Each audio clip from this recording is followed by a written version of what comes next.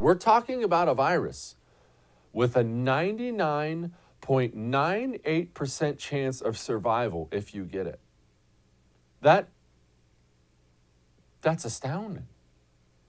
I'm sorry to say what I'm about to say, with all due respect, but you don't hurt your country for a virus with a 99.98% chance of surviving. No nation in the history of mankind would even dream of it, of any age. Pick your age, pick your country, and then pick your ruler. And I want you to imagine going in and sitting down and saying, listen, here, King Nebuchadnezzar, we need to lock down every business, shut down the economy, not even trade, send everyone inside and lock them inside. And he'd go, well, why? And he'd say, there's a deadly illness coming. And he'd say, my word, but geez, it must be really bad. Are we talking Black Plague, even though it wasn't around then? Are we talking Black Plague? How many people are going to die? Oh, 99.98% of you are going to live.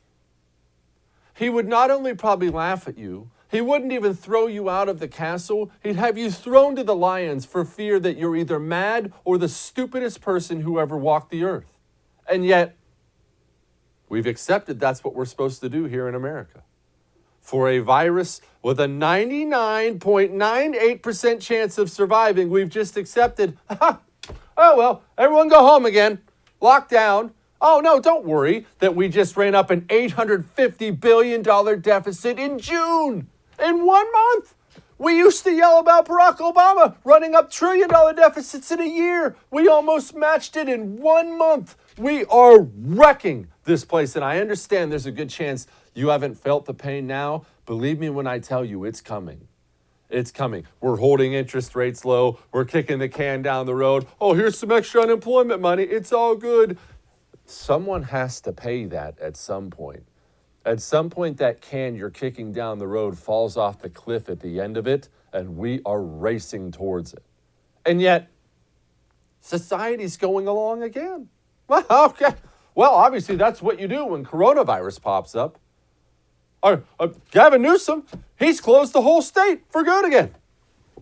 We are now effective today, requiring all counties to close their indoor activities, their indoor operations in the following sectors: restaurants, wineries, tasting rooms, movie theaters, family entertainment centers, zoos and museums, card rooms, and the shuttering of all bars. This is in every county in the state of California, not just the counties that were on the monitoring list that we announced on July 1st. So this is a new statewide action effective today.